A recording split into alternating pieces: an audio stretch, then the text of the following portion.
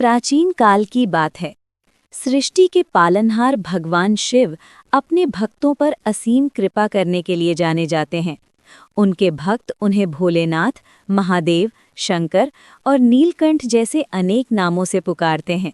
शिव भक्ति में श्रद्धा और विश्वास ही सबसे बड़ा साधन माना गया है। इन्हीं में से एक अत्यंत फलदायी व्रत है सोम प्रदोष व्रत, जो सोमवार के दिन पड़ने वाले प्रदोष काल में किया जाता है। कहा जाता है कि जो भक्त सोम प्रदोष व्रत को श्रद्धा से करता है, उसके जीवन के सभी कष्ट, चाहे वे शारीरिक हों, मानसिक हों या आर्थिक, धीरे धीरे दूर हो जाते हैं। प्रदोष काल का महत्व। प्रदोष काल वो समय होता है जब दिन और रात का संधिकाल चलता है। यही वो समय है जब भगवान शिव कैलाश पर्वत पर नृत्य करते हैं और समस्त देवगण उनकी स्तुति करते हैं। सोमवार का दिन स्वयं शिव को अत्यंत प्रिय है।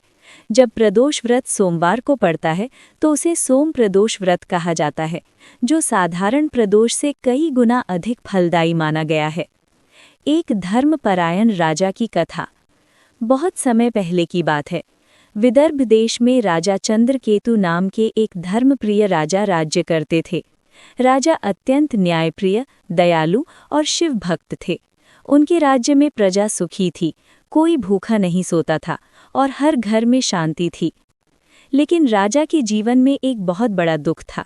उनकी कोई संतान नहीं थी। वर्षों तक उन्होंने अनेक यज्ञ, दान और तप किए, परंतु संतान सुख प्राप्त नहीं हुआ। राजा और रानी दोनों ही इस पीड़ा से व्यथित रहते थे। शिव भक्ति और तपस्या। एक दिन राजा ने अपने राजमहल को त्याग कर वन में तपस्या करने का निर्णय लिया। रानी भी उनके साथ वन चली गई। दोनों ने एकांत में भगवान शिव की कठोर तपस्या प्रारंभ की। वे दिन रात ओम नमः शिवाय का जाप करते, बेलपत्र चढ़ाते और शिवलिंग पर जल अर्पित करते। कई वर्षों की तपस्या के बाद भी जब कोई फल नहीं मिला तो राजा निराश हो गए। तभी एक दिन उन्हें एक वृद्ध ब्राह्मण मिले। ब्राह्मण का उपदेश। ब्राह्मण ने राजा से कहा, राजन, यदि आप सच्चे मन से सोम प्रदोष व्रत करेंगे तो भगवान शिव अवश्य आपकी मनोकामना पूर्ण करेंगे। ब्राह्मण ने उन्हें सोम प्रदोष व्रत की विधि, नियम और कथा विस्तार से समझाई। उन्होंने बताया कि सोमवार के दिन उपवास रखें, प्रदोष काल में शिवलिंग का पूजन करें, दूध, जल, बेलपत्र और धूप दीप अर्पित करें, सच्चे मन से शिव कथा का श्रवण करें। राजा और रानी ने उसी दिन से सोम प्रदोष व्रत प्रारंभ कर दिया। व्रत का प्रभाव। राजा और रानी ने लगातार 16 सोम प्रदोष व्रत पूरे विधि विधान से किए। वे बिना किसी लोभ के पूर्ण श्रद्धा से शिव की आराधना करते रहे। एक दिन प्रदोष काल में आकाश में दिव्य प्रकाश फैल गया। कैलाश से स्वयं भगवान शिव प्रकट हुए। उनके साथ माता पार्वती भी थीं। भगवान शिव ने कहा, वत्स, तुम्हारी भक्ति से मैं प्रसन्न हूँ। जो वर मांगना हो मांग लो। वरदान और चमत्कार। राजा ने हाथ जोड़कर कहा, हे महादेव, हमें संतान सुख प्रदान करें ताकि हमारा वंश आगे बढ़ सके। भगवान शिव मुस्कुराए और बोले, तुम्हें एक तेजस्वी पुत्र की प्राप्ति होगी, जो धर्म और सत्य के मार्ग पर चलेगा। इतना कहकर भगवान शिव अंतर्ध्यान हो गए। कुछ समय बाद रानी गर्भवती हुई और समय आने पर एक दिव्य पुत्र का जन्म हुआ। पूरे राज्य में उत्सव मनाया गया। राजा की प्रसन्नता का कोई ठिकाना न रहा। अहंकार और संकट। समय बीतता गया। राजकुमार बड़ा हुआ और राज्य के कार्यों में निपुण बन गया। लेकिन धीरे धीरे राजा के मन में अहंकार आ गया।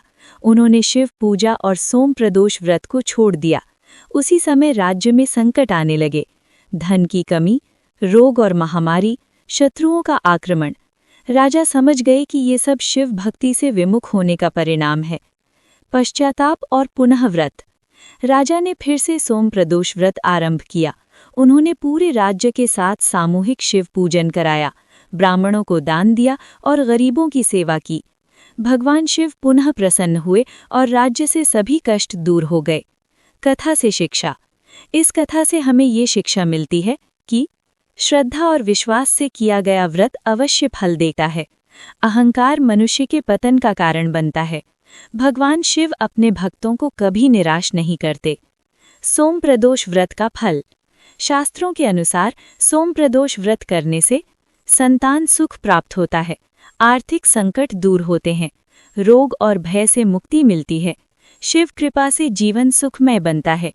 जो भी भक्त सच्चे मन से सोम प्रदोष व्रत करता है, भगवान शिव उसकी सभी मनोकामनाएं पूर्ण करते हैं। ये व्रत न केवल जीवन की समस्याओं का समाधान है, बल्कि आत्मिक शांति का मार्ग भी है। महादेव सभी भक्तों पर अपनी कृपा बनाए रखें। ओम नमः शिवाय।